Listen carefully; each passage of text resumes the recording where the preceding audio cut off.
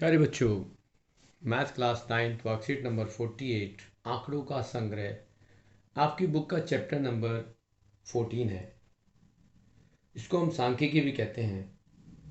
इस वर्कशीट के अनुसार आपको कुछ बेसिक बातों से अवगत कराया जा रहा है कि हम आंकड़ों को किस तरह से मैनेज करते हैं, किस तरह से तैयार करते हैं, किस तरह से प्रयोग करते हैं और क्या इनका प्रयोग हम कैसे कैसे कर सकते हैं। तो सबसे पहले आंकड़ों का संग्रह का मतलब क्या होता है? आंकड़ों को इकट्ठा करना। यहाँ एक उदाहरण दिया गया है, जिस उदाहरण को आप देख सकते हो वर्कशीट के अंदर लिखा है कि यदि आप इस वर्कशीट में देखेंगे तो कुछ इन सूचनाएं आपको मिलेंगी। जैसा कि वर्कशीट में कहा गया है कि बच्चों, आपने अपनी कक्षा में अपने शिक्षक को रजिस्टर पर प्रतिदिन विद्यार्थियों की उपस्थिति अंकित करते थे या प्रत्येक टेस्ट अथवा परीक्षा के बाद आपके द्वारा प्राप्त अंकों को अंकित करते हुए अवश्य ही देखा होगा।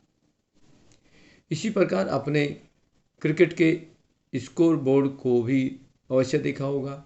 ऐसा ही एक स्कोर बोर्ड यहाँ दर्शाया गया है, जिसमें आपको सूचना दी गई है कि गेंदबाज जो हैं उनके नाम दिए गए हैं, ABC लिख दिया गया। उसके साथ में आपको ओवर 10-10 ओवर सभी को लिए दिए गए हैं। मैडन ओवर किस किस के कितने गए हैं, A के 2, B के 1, C के 2, D के 1 मैडन ओवर गए हैं। दिए गए रन में A ने 40 रन दिए, B ने 30 रन दिए, C ने 20 रन दिए और D ने 50 रन दिए। जबकि विकेट लिए गए विकेट का डेटा है, A ने 3 विकेट लिए, B ने 2 विकेट लिए और C ने 1 विकेट लिया, जबकि D ने 4 विकेट लिए। ये एक डाटा है, ये एक आंकड़ा है जो दिखाता है कि आपको इसके बारे में क्या जानकारी है। इसको आपने देखा है कि खेल में कौन जीता या कौन हारा, केवल यही सूचना स्कोर बोर्ड पर अंकित नहीं की जाती।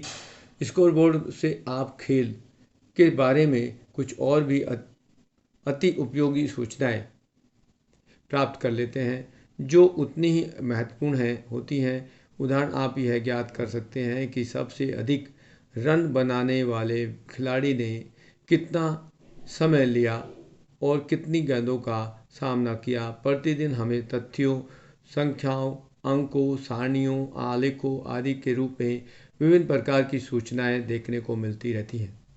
एक निश्चित उद्देश्य से एकत्रित किए गए इन तथ्यों या आंकड़ों को हम संख्यात्मक या अन्य रूप में हो सकते हैं आंकड़े या डेटा कहलाते हैं। अर्थात आंकड़े संख्याओं के वे संग्रह हैं जो कुछ सूचनाएं देने के लिए एकत्रित किए जाते हैं। अर्थपूर्ण सूचनाएं उपलब्ध कराने का से संबंधित अध्ययन गणित की जिस शाखा में किया जाता है उसको हम सांख्यिकी या स्टैटिस्टिक्स कहते हैं। अपने दिग जीवन में अपने संख्याएं, आकृति, नामों इत्यादि समेत अनेक प्रकार की सारणियाँ, टेबल्स देखी होंगी। इन सारणियों से हमें आंकड़े उपलब्ध होते हैं। इसमें यदि हम कहें कि संग्रह से संबंधित अपनी समझ को और बेहतर बनाना है तो कुछ एक्टिविटी करने के लिए कहा गया। इसमें पहली एक्टिविटी में कहा गया कि अपनी कक्षा में किन्हीं 20 विद्यार्थियों की लंबाई सेंटीमीटर में आंकड़े के करके संग्रह करके तालिका बनाओ। तो 20 बच्चों की लंबाई को नापना है, उसमें हमें एक टेबल बनानी है, तालिका बनानी है।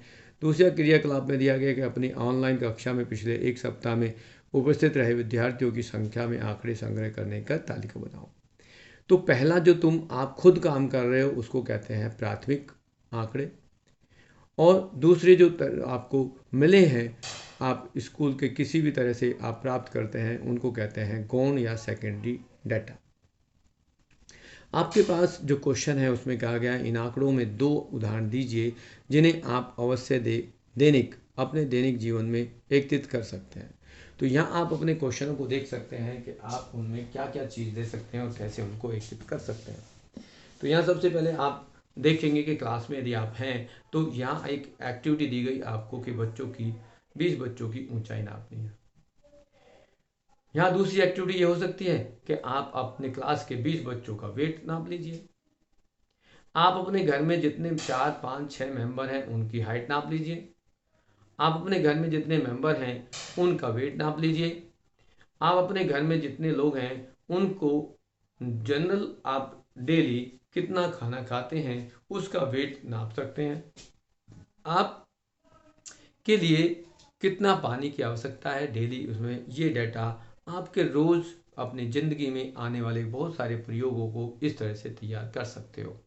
आप अपने घर के आसपास के लोगों के बारे में जो है कुछ डाटा इकट्ठा कर सकते हो कि आपके घर के आसपास 10 परिवारों में कितने कितने लोग रहते हैं। ये आपके लिए एक प्राइमरी डाटा है जिसको हम प्राथमिक आंकड़ा कहते हैं। दूसरी तरह की जो क्रियाविधि हैं उसमें आपको कहा गया कि जो आपको सूचना ऑलरेडी कहीं से मिल रही हैं उनको हम सेकेंडरी डाटा कहते हैं। जैसे आपके घर के आसपास कोई न्यूज़पेपर आता है, तो न्यूज़पेपर में जो कुछ डाटा दिया गया है आपको अवेलेबल है, ऑलरेडी पहले से तैयार है, उस डाटा को, उस आंकड़े को हम कहते हैं सेकेंडरी डाटा या गौण आंकड़े। आपकी बुकों में कुछ दिया गया है, बुकों में चैप्टर बना दिए गए हैं, चैप्टर की लिस्ट बना दी गई है, वो आपके सेकेंडरी डाटा है कि उसमें किस चैप्टर्स में कौन सा काम दिया गया है। वो ऑलरेडी किसी ना किसी रूप में आपको एक सेकेंडरी डाटा के रूप में काम आता है, क्योंकि वो ऑलरेडी कुछ ना कुछ उसमें लिखा हुआ है और उसी को प्रयोग करके आप अपनी जानकारी को बढ़ाते हैं। तो पहले क्वेश्चन में कहा कि आप अपने जीवन में कुछ ऐसे उदाहरण दो जो आप अपने जीवन में डेली प्रयोग करते हो। तो बहुत सारे एग्जाम्पल आपके आसपास यहाँ हो सकता है कि आपके घर के आसपास कौन कौन लोग आए, आपके घर में कितने लोग रहते हैं, पिछले 10 दिनों में कितने लोग आपके घर में आए और उनको एज ए मेहमान आपके घर में आए, उनके नाम लिखने। या 1 महीने का शेड्यूल बना लें। यदि आपके पास कोई दुकान है तो उस दुकान पे से जा कर के आप सुबह के किसी भी टाइम जा कर के आप 10 लोगों के नाम तैयार कर लें, तो वो एक प्राथमिक डाटा होता है कि कितने लोग सामान लेने आए। अब दूसरे क्वेश्चन में दिया गया है कि नीचे दिए गए आंकड़ों को प्राथमिक आंकड़ों या गौण आंकड़ों की वर्गीकृत में छांटिए। तो पहला दिया गया है कक्षा 9 के 10 विद्यार्थियों के जूतों का माप। अब बच्चों, आप यदि जूतों का माप देख रहे हैं तो आप तैयार कर रहे हैं ये आंकड़ा, तो ये प्राथमिक आंकड़ा कहलाएगा।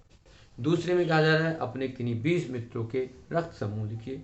तो आप 20 बच्चों के पास जाते हैं और उनसे पूछते हैं कि उनका ब्लड ग्रुप क्या है, और ब्लड ग्रुप को आप लिख लें नाम के साथ में, वो भी एक डाटा है, वो भी एक प्राथमिक डाटा है।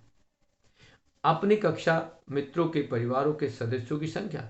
अब आप अपने 10 मित्रों के साथ पास जाते हो और उनसे पूछते हो कि आपकी फैमिली में कितने मेंबर हैं, आपकी में कितने मेंबर हैं, आपकी में कितने मेंबर हैं, और वहाँ लिख देते हो कि राजू की फैमिली में 5 मेंबर हैं, रामू की फैमिली में 4 मेंबर हैं, और राम की फैमिली में 10 मेंबर हैं, 4 मेंबर हैं, और रहीम की फैमिली में 6 मेंबर हैं, या 2 मेंबर हैं, या 4 मेंबर हैं। इस तरह का जो डाटा तैयार आप कर रहे हैं वो प्राथमिक डाटा है। तो ये प्राथमिक डाटा के फॉर्म में आएगा। गणित की परीक्षा में 30 विद्यार्थियों द्वारा प्राप्त किए गए अंक। हाँ, अब आप देखेंगे कि आप एक स्टूडेंट हैं, आपको जो अंक की लिस्ट मिलेगी वो टीचर के द्वारा मिलेगी। तो टीचर ने वो तैयार कर दी, आपके लिए वो सेकेंडरी डाटा होगा। ठीक है। देन लास्ट में वन महोत्सव के दौरान 100 विद्यालयों द्वारा लगाए गए पौधों की संख्या। अब आप 100 विद्यालयों में तो जा नहीं सकते, सारे विद्यालयों की सूचना आएगी 100 के 100 विद्यालयों की, और फिर वो कहीं इकट्ठी होगी तो वो आपको बाद में मिलेगी। पहले वो तैयार होगी, बाद में आपको मिलेगी, तो वो आपका गौण आंकड़े की लिस्ट में आएगा। इसको हम कहते हैं सेकेंडरी डाटा। इस तरह से आपके इस बेसिक कंसेप्ट को समझने के लिए आप इस तरह से काम कर सकते हैं, और आपकी अपनी टेबल और छोटे छोटे क्वेश्चंस हैं उनको आप डेवलप कर सकते हैं, क्योंकि ये आपके जो कुछ कंसेप्ट्स हैं ये आपके वर्कशीट को कंप्लीट कर सकते हैं।